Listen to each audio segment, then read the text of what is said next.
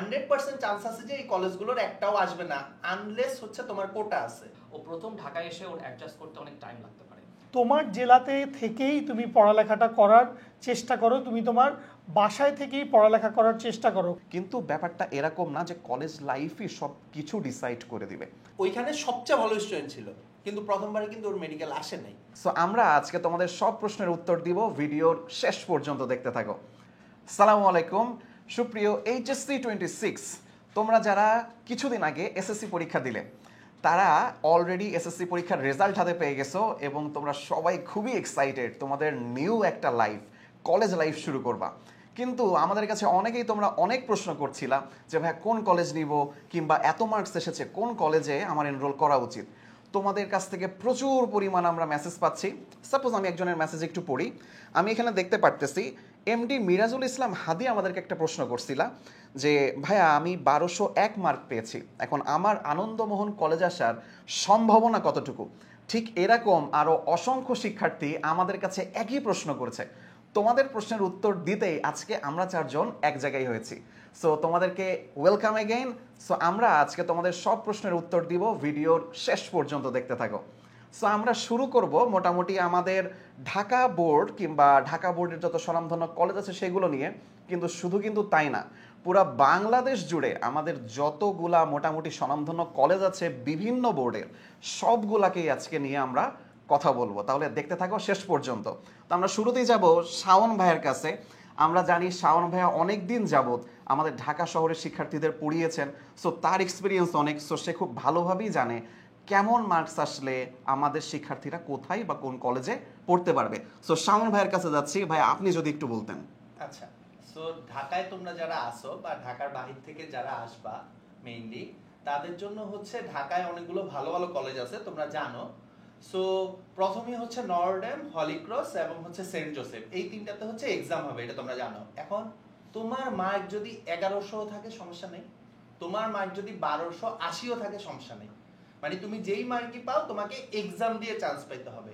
গত বছর আমার এমন স্টুডেন্টও ছিল যারা হচ্ছে তোমার 1220 পেয়েও হচ্ছে এনডিসিতে চান্স পায় নাই, কিন্তু আবার এমন স্টুডেন্টও ছিল যারা হচ্ছে 1140 পেয়ে হচ্ছে নর্ডেমে চান্স পেয়েছে। সো হলিক্রসের ক্ষেত্রেও সেম। সো এই তিনটা কলেজের ক্ষেত্রে তোমাদের মার্ক ডিপেন্ড করে না।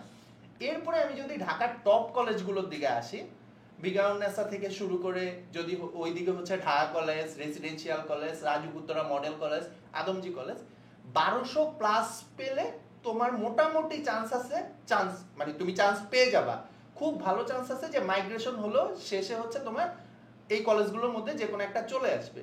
কিন্তু তোমার মার্ক যদি 1180 কম থাকে 100% চান্স আছে যে এই কলেজগুলোর একটাও আসবে না আনলেস হচ্ছে তোমার কোটা আছে। ঠিক আছে, আদমজিতে বেশ কিছু কোটার ব্যাপার আছে, বাকি কলেজগুলোতে ওইভাবে কোটা নেই। বিজ্ঞান কলেজ বলো, ঢাকা কলেজ বলো, এই সবগুলোতেই হচ্ছে তোমার বিজ্ঞান কলেজে গত বছর লাস্ট মার্ক ছিল 1170-এর আশেপাশে, 1170 থেকে 80-র মধ্যে। সো তুমি যদি 1180 প্লাস পাও তাহলে মোটামুটি চান্স আছে তোমার বিজ্ঞান কলেজ চলে আসবে। আসলে প্রত্যেক বছর তো হচ্ছে এইটা একটু আপ ডাউন করে, সো এক্সাক্টটা বলা আমাদের ক্ষেত্রে পসিবল না। তার মানে এরকম তো সম্ভব যে আসলে এক কলেজে এবছর 1180 পর্যন্ত গেছে, তার মানে হইতেও পারে যে নেক্সট বছর সেটা হয়তো 1160 কিংবা 1200, সবই সম্ভব। এবং এখানে কিন্তু ওই মাইগ্রেশনের ব্যাপারটাও আছে। সো আমরা মাইগ্রেশনের ব্যাপারটাও জানবো, তবে ভিডিওর একটু শেষের দিকে। সো আমরা এখন যাবো একটু জিমি ভাইয়ের কাছে। ভাই আমরা তো ঢাকা বোর্ডের কথা শুনলাম এবং সবাই ঢাকা বোর্ড নিয়ে শুধু বলে, চট্টগ্রাম বোর্ডের ব্যাপারটা কিরকম যদি একটু বলতেন। চট্টগ্রাম বোর্ডে সবার আগে সালাম জানাচ্ছি, আসসালামু আলাইকুম সবাইকে। চট্টগ্রাম কলেজের কথা যদি বলি, চট্টগ্রাম কলেজ চিটাংয়ের সবচাইতে নামকরা কলেজ। এই কলেজে অনেক স্টুডেন্টই ভর্তি হয়। So Chittagong college is the number one. এরপরে হচ্ছে মহসিন কলেজ আছে, ক্যান্টনমেন্ট পাবলিক কলেজ আছে, Ispahani public school and college আছে, আমার নিজের কলেজ। এবং আমি নিজে, আপনি তার মানে চট্টগ্রামে পড়াশোনা করছেন কলেজ লাইফে? আমি এইচএসসি তে চট্টগ্রামেই পড়ালেখা করেছি। এবং আপনি বুয়েটেও চান্স পাইছেন? এবং আমি বুয়েটে চান্স পাইছি। আমার এটা বদ্ধমূল ধারণা, আমি যদি চট্টগ্রামে পড়ালেখা না করে আমি যদি শাওনের মতো ঢাকা চলে আসতাম, মানে শাওন অনেক স্টুডিয়াস মানুষ, ও ঢাকা এসে তুমি কি মেসে থাকতা? না না, আমি জন্ম থেকেই, ও তুমি জন্ম থেকেই ঢাকায়, ওর বাসাই ঢাকায়, তো ওর আর মেসে থাকার দরকার কি? মানে ও যেহেতু ঢাকার বাইরে থেকে আসার কথা বলছে, আমি ঢাকার বাইরে থেকে এসে যদি ঢাকায় মেসে থেকে পড়ালেখা করতাম, ইন দ্যাট কেস আমার মনে হয় আমার পড়ালেখাটা ওইভাবে সলিডলি হয়ে উঠতো না, আমি ওই টাইপসের মানুষ না। আচ্ছা, ঠিক আছে, আচ্ছা। এইটা আমার আম্মু খুব ভালো বুঝতে পারছিলেন এবং বুঝতে পেরেই আমাকে হচ্ছে চিটাং, আমি যে স্কুলে পড়ালেখা করছি ইস্পানি পাবলিক স্কুল, সেই স্কুলেরই কলেজে পড়ছি, ইস্পানি পাবলিক স্কুল অ্যান্ড কলেজেই আমি এসএসসি এইচএসসি দুটো পরীক্ষাই দিয়েছি ওখান থেকে।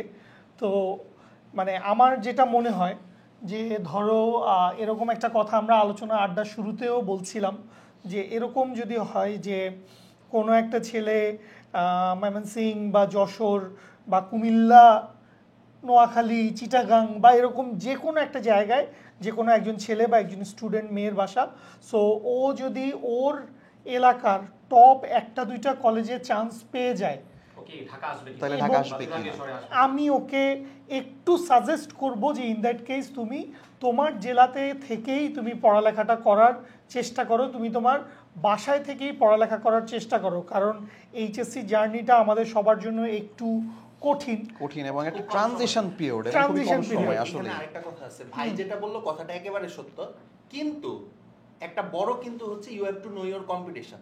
হ্যাঁ, তোমাকে তোমার কম্পিটিশন জানতে হবে। অবশ্যই। যেমন আমার নিজের লাইফ থেকে দেখা, আমার কাজিন যেখানে পড়তো ওই জেলা শহরে, ও হচ্ছে ওর ওইখানে সবচেয়ে ভালো স্টুডেন্ট ছিল, কিন্তু প্রথমবারে কিন্তু ওর মেডিকেল আসে নাই, কারণ ও আসলে ওর কম্পিটিশন সম্পর্কে জানতো না। এলাকায় আমরা boss কিন্তু কলেজ দেখা- লেভেলে যেভাবে হচ্ছে কম্পিটিশন সম্পর্কে আমরা বুঝতে পারি, এখন ওদের জন্য অনেক ইজি, আমাদের সময় এত ইজি ছিল না। এক্স্যাক্টলি, আমি এটাই বলতে Exactly. চাচ্ছিলাম যে ওদের সময় তো অনলাইন এডুকেশন চলে হ্যাঁ। আসছে, সো ওরা কিন্তু চাইলেই ওরা বাংলাদেশের সেরা শিক্ষকের কাছে, পড়তে সেরা পারে। প্ল্যাটফর্মের কাছে এবং ওরা সারা competition বাংলাদেশের সম্পর্কে স্টুডেন্টদের সাথে কম্পিট করে নিজেকে পরীক্ষা দিতে পারে। আমাদের শিক্ষকদের এক্সাম অ্যাপে ওরা বুঝতে পারবে যে সারা Exactly, বাংলাদেশে- যে এবং ওর অল positionটা অল কোথায়। বাংলাদেশ র্যাঙ্কিংও সে জানতে পারবে এখানে। এক্স্যাক্টলি, অল বাংলাদেশ র্যাঙ্কিংও তোমরা জানতে পারবে। জিমি ভাইয়ের সময় আসলে এগুলো ছিল না। আমার সময় এগুলো আমার আসলে আমাদের ছিল না। সময়ও ছিল না। আমার সময় ছিল না এগুলো অ্যাকচুয়ালি।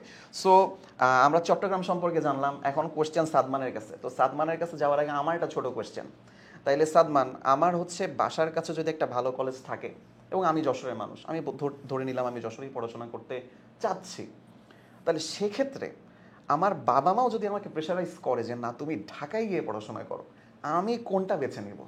আচ্ছা, এক্ষেত্রে আমাদের তৌহিদ যে শুরুতে একটা কথা বলবো যে যদি যে কলেজগুলোতে পরীক্ষা নেওয়া হয় সেই কলেজগুলো যদি তোমার লক্ষ্য থাকে, যেমন নটর ডেমে তুমি পড়তেই চাও, তুমি ডিটারমাইন্ড, সেক্ষেত্রে তুমি নিশ্চয়ই পরীক্ষা দিয়ে আগে থেকে নিজেকে প্রিপেয়ার করেছো। Exactly. কিন্তু ব্যাপারটা যদি এমন হয় তোমার ঢাকা কলেজ আসছে তুমি ছেলে শিক্ষার্থী হলে, কিংবা তোমার যদি এমন হয় যে ঢাকার আইফেলস পাবলিক এসেছে কিন্তু তোমার যশোরের এমএম কলেজ এসেছে, তুমি রাজশাহীর Great. শিক্ষার্থী, আমার রাজশাহী college। কলেজ এসেছে, একই সঙ্গে তুমি যদি ঢাকায় পরীক্ষা দাও বা ঢাকায় কলেজের চয়েস দাও, সেক্ষেত্রে তোমার এমন একটা কলেজে যেটা ঢাকার মধ্যম সারির কলেজ, সেক্ষেত্রে আমার মনে হয়, আমার নিজস্ব অভিজ্ঞতা হচ্ছে, আমি রাজশাহী বিভাগের ছিলাম এবং আমি রাজশাহী কলেজে পড়েছি। তো রাজশাহী কলেজের যে কম্পিটিশনটা, ইনার কম্পিটিশন, আমাদের ব্যাচে সায়েন্সের রাজশাহী কলেজে স্টুডেন্ট ছিল 200 জন, আমাদের ব্যাচ থেকে বুয়েটে চান্স পেয়েছে 65 জন Wow. Out of 200, Wow. এবং মেডিকেলেও এরকম হিউজ স্টুডেন্ট পেয়েছে। সো আমার ক্ষেত্রে আসলে কলেজের ভেতরে এত ইনার কম্পিটিশন ছিল, বা কলেজে ক্লাস করা, নটর ডেমে যেমন অনেক কুইজ হয়, আমার কলেজে এরকম কুইজ সিস্টেম ছিল। সো তুমি যদি জানো যে তোমার এলাকার কলেজটাতে এরকম কম্পিটিশন আছে, এবং সরকারি কলেজগুলোতে আমরা দেখি যে বিসিএস ক্যাডারে ক্লাস নেন, অর্থাৎ সেরা শিক্ষকরাই কিন্তু আসলে ক্লাস নেন, এবং নিজের বাসায় থেকে এই অ্যাডভান্টেজটা যদি পাই যে নিজের বাসা থেকে একটা স্টেবল পড়াশোনা করা, যেটার কথা জিমি ভাই বললো। আবার মেসে এসে থাকলে অনেকের ক্ষেত্রে হয়, ভাই আমি কিন্তু মেসে ছিলাম, Okay. বাট আমি অ্যাডজাস্ট করতে পেরেছিলাম, মেসে আমার সাথে আমার স্কুলের ফ্রেন্ডরা ছিল, আমরা একসাথে রাজশাহী কলেজে এসে পড়েছি। Okay. তো সেক্ষেত্রে যেটা হয়েছে, আমি আমার জেলা শহর জয়পুরহাট থেকে যখন রাজশাহী বিভাগে এসেছি, আমার ক্ষেত্রে খুব বেশি চ্যালেঞ্জ হয়নি, কিন্তু অনেকের ক্ষেত্রে যেটা হয়, ও প্রথম ঢাকায় এসে ওর অ্যাডজাস্ট করতে অনেক টাইম লাগতে পারে। তো সেক্ষেত্রে আমার মনে হয় ইন্টারমিডিয়েট যেহেতু খুব কম সময় এবং এখানে অনেক বেশি পড়াশোনা, যদি নিরিবিলি পরিবেশে পড়াশোনা করতে চাই বাসাটা, সেক্ষেত্রে একটা ওয়াইজ ডিসিশন হতে পারে। এবং এর অন্য কিছু আছে। সাদমানের সাথে আমি একটা অ্যাড করি। সাদমান বললো যে হ্যাঁ, ঢাকার বাহির থেকে এসে তোমার মানিয়ে নিতে অনেক কষ্ট হবে, সত্য কথা, যেটা অনেক বেশি কষ্ট হবে। যেমন আমি ঢাকায় ছিলাম, কিন্তু আমারই হচ্ছে নরডামের পেসের সাথে মানিয়ে নিতে হচ্ছে 6 মাস সময় লেগেছিল। সো এই ব্যাপারটাও মাথায় রাখতে হবে যে আমার আম্মু হচ্ছে সকালবেলা খাবার তৈরি করে দিত, আমি খেয়ে কলেজে গিয়ে সারাদিন ক্লাস শেষ করে বাসায় ব্যাক করে মেসে থাকলে কিন্তু এইটা এই কিন্তু সুবিধা নাই। মেসে পসিবল Possible তো এই জিনিসটাও তোমাদের একটু মাথায় রাখতে হবে। অনেকেই আছো যারা আমার মতো, জিমি ভাইয়ের মতো ঘর কোনো মানুষ, হ্যাঁ, ঘর কোনো মানুষ, তাদের ইভেন আমার মতো, আমিও ঘর কোনো মানুষ। এইটা- সাদমান, যদি ধরো আমি রাজশাহীতে পড়বো না, আমি পাবনার একজন মানুষ, সেক্ষেত্রে আমি কি করবো? সেক্ষেত্রে পাবনাতে কিন্তু এডওয়ার্ড কলেজ আছে, এডওয়ার্ড কলেজ নাম কলেজ, শুনছি। এবং প্রত্যেক বছর সেখান থেকে আমাদের স্টুডেন্টদেরকে আমরা দেখি, সেক্ষেত্রে আমাদের অনেক স্টুডেন্ট আমরা পাবো হয়তো, বা এখন আমাদের এইচএসসি তে আছে পাবনা এডওয়ার্ড কলেজের আমরা দেখি, এবং তারা কিন্তু খুব ভালো করছে এক্সামে। কজ তাদের এলাকায় পরিবেশের পড়াশোনার পরিবেশটা কম্পিটিশনটা আসলে অনেক ভালো। সো এলাকার টপ নচ কলেজ যদি হয় এবং সেক্ষেত্রে তোমার ইনার কম্পিটিশনটা ভালো থাকে তাহলে তুমি চুজ করো। কিন্তু এমন যদি হয় মফস্বলের একটা কলেজ, সেক্ষেত্রে তোমার স্কোপ আছে। যশোরের এমএম কলেজ নয়, যশোরে তুমি এমন একটা কলেজের চান্স পেয়েছো তোমার কাছে মনে হচ্ছে সেটা হয়তো তোমাকে কম্পিটিশন থেকে অনেক দূরে ফেলবে। ঢাকার শিক্ষার্থীদের পেসের সাথে তোমাকে তো কিছুদিন পর অ্যাডমিশন এসে মানিয়ে নিতেই হবে। সেক্ষেত্রে আমার মনে হয় তোমার ঢাকা মুভ করা উচিত। এক্ষেত্রে অনেকগুলো ব্যাপার এখানে আমিও একটু আমার এক্সপিরিয়েন্সটা একটু শেয়ার করি। যেটা হয়েছে আমার সাথে মেনলি আমি যেটা দেখছি আমার লাইফে, যেমন আমিও হচ্ছে যশোরে পড়ছি। যশোর গভর্নমেন্ট এমএম কলেজ ছিল আমার কলেজ। আমাদের সময় যশোরে ক্যান্টনমেন্ট কলেজ ছিল, দাউদ পাবলিক স্কুল অ্যান্ড কলেজ ছিল। সো এইগুলো অনেক ভালো ভালো কিছু কলেজ ছিল। এবং আমি যদি খুলনার কথা বলি, আমার যারা ফ্রেন্ড ছিল খুলনার, সো তাদের কলেজ চয়েসটা এরকম দেখতাম যে তাদের ফার্স্ট চয়েস থাকতো খুলনার এমএম সিটি কলেজ। এবং আমি দেখছি এই কলেজ থেকে প্রত্যেক বছর অনেক স্টুডেন্টরা বুয়েটে, ঢাকা ইউনিভার্সিটি, ঢাকা মেডিকেলে চান্স পায়। এমনকি আমি খুলনার পাবলিক কলেজ কিংবা মেয়েদের জন্য হচ্ছে পায়োনিয়ার কলেজ, সো এরকম বিভিন্ন কলেজের সুনামও আমি এখানে দেখছি। তবে যেমন সাদমানের ক্ষেত্রে যেটা ঘটছে, জয়পুরহাট থেকে সে রাজশাহী গিয়েছে, রাজশাহী কলেজ, এবং ওটা খুবই স্বনামধন্য কলেজ। যশোর বা খুলনার ক্ষেত্রে আবার এই ট্রেন্ডটা একটু কম। যেমন আমরা যশোরে থাকলে আমরা যশোরেই মোটামুটি সব অ্যাকোমোডেট হয়ে যাই, আবার যারা খুলনাতে আছে খুলনাতে সবার অ্যাকোমোডেট হয়ে যায়। যেমন আমি এখানে একটু ওদেরকে মোটিভেট করার জন্য একটা এক্সপিরিয়েন্স শেয়ার করি, যেটা আমার না, অ্যাকচুয়ালি আমার বড় ভাইয়া নটরডেমে চান্স পাইছিল তার সময়। এবং আমার বড় ভাই এইচএসসিতে বোর্ডে সেকেন্ডও হয়েছিল, কিন্তু সে নটরডেমে কিন্তু পড়ে নাই। চান্স পেয়ে নটরডেমে পড়ে না, এইচএসসিতে বোর্ডে সেকেন্ড হয়, কিন্তু তিনি কিন্তু নটরডেমে পড়েননি আলটিমেটলি। উনি যশোরের ক্যান্টনমেন্ট কলেজে পড়ছিলেন, কিন্তু তিনি নটরডেমে চান্স পেয়েছিলেন। কিন্তু আব্বা আম্মা তাকে যাইতে দেননি, বলছে যে না, ঘরের ছেলে ঘরেই থাকুক, ঘর কোনো মানুষ, একদম। কিন্তু পরবর্তীতে এইচএসসির পরে সে সলিমুল্লাহ মেডিকেলে পড়ছে, তারপর তিনি হার্ভার্ড থেকেও ডিগ্রি অর্জন করছেন। সো আসলে তুমি যদি ভেবে থাকো যে কলেজ লাইফেই তোমার সবকিছু সামনে সবকিছু সিদ্ধান্ত নিয়ে দিচ্ছে, ব্যাপারটা কিন্তু এরকম না। কলেজ লাইফ অবশ্যই তোমার জন্য অনেক বড় একটা পুশ এবং অনেক বড় একটা স্টেপ, কিন্তু ব্যাপারটা এরকম না যে কলেজ লাইফই সব কিছু ডিসাইড করে দিবে। রেদার কলেজ লাইফ বা কলেজের সিলেকশনটা আমাদের জন্য একটা গুরুত্বপূর্ণ সিদ্ধান্ত। আমি সবসময় একটা কথা বলি স্টুডেন্টদের উদ্দেশ্যে, যে অ্যাকচুয়ালি একটা ভুল সিদ্ধান্ত আমাদের জীবনটা শেষ করে দেয় না, কিন্তু একটা ভুল সিদ্ধান্ত হইতে পারে আমাদের লাইফে অনেক দূর পর্যন্ত ইফেক্ট ফেলে। সো মোটামুটি এইটুকু আজকে আমরা কথাবার্তা মোটামুটি বললাম। এখন লাস্ট একটা টপিক না বললেই নয়, মাইগ্রেশনের ব্যাপারটা। সো সাদমানের কাছে আমি একটু জানতে চাই, আচ্ছা মাইগ্রেশনটা আসলে কি বা এটা কিভাবে হয়?